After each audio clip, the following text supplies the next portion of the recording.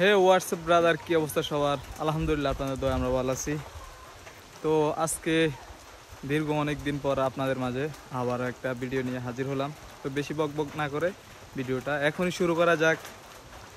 তো আপনারা দেখতেছেন যে আমাদের নোয়াখালীতে দীর্ঘ 15 দিন বৃষ্টি হওয়ার কারণে দেখতেছেন যে আমাদের রাস্তাঘাট এত পরিমাণ কাদা হয়েছে যে একজন মানুষ হাঁটা চলাও করবে সেটাও কখনো সম্ভব হয় না। তো জানি না কখন আমাদের এই বৃষ্টি সামনে এই রাস্তাটা ভালো হবে, এই রাস্তাটা পাকা হবে। তো আজকে অনেক দিন আমরা বাইকটা বের করতে পারতেছি না, কিছুই করতে পারতেছি না। এবং আমার মতো আমাদের এলাকায় প্রায় 4 থেকে 5 হাজার মানুষ এই রাস্তা দিয়ে চলাচল করে, কিন্তু হাঁটতে পারে না, কোনো কিছুই করতে পারে না।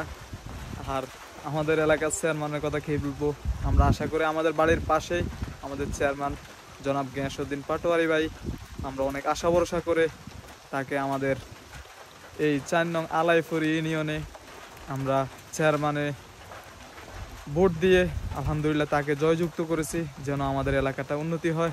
কিন্তু ভাই তার পরিমাণ আমরা কি পেলাম? এই যে দেখতেছেন আমাদের বর্তমান অবস্থা।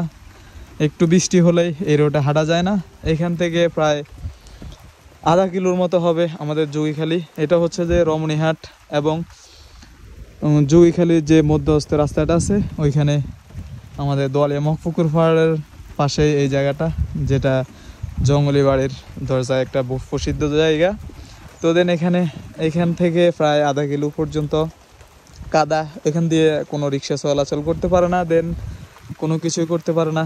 তা আমি আমাদের এমপি মহোদয় এবং আমাদের বর্তমান চেয়ারম্যান জনাব গিয়াসউদ্দিন পাটোয়ারি ভাইকে আমি আমার পক্ষ থেকে আকুল আবেদন জানাচ্ছি, এবং যে আমাদের কষ্ট, যত কষ্টই হোক না কেন ভাই, আপনি দয়া করে আমাদের দিকে তাকাবেন। আমাদের এই রাস্তাটা অল্পটুকুর জন্য আমাদের 4-5 হাজার মানুষের অনেক কষ্ট হয়। আপনি দয়া করে এখানে আমাদের রাস্তাটা করার ব্যবস্থা করে দিবেন, এই আশা নিয়ে আমরা আজকের ভিডিও শেষ করতেছি। তো যারা আমার এই ভিডিওটা দেখতেছেন, দয়া করে যদি আমাদের এলাকার হয়ে থাকেন অবশ্যই আমাদের ভিডিওটাকে শেয়ার করে সবার মাধ্যমে পৌঁছে দিবেন। আজকের ভিডিও পর্যন্ত সবাই ভালো থাকবেন, সুস্থ থাকবেন এবং এলাকাবাসীর জন্য দোয়া করবেন।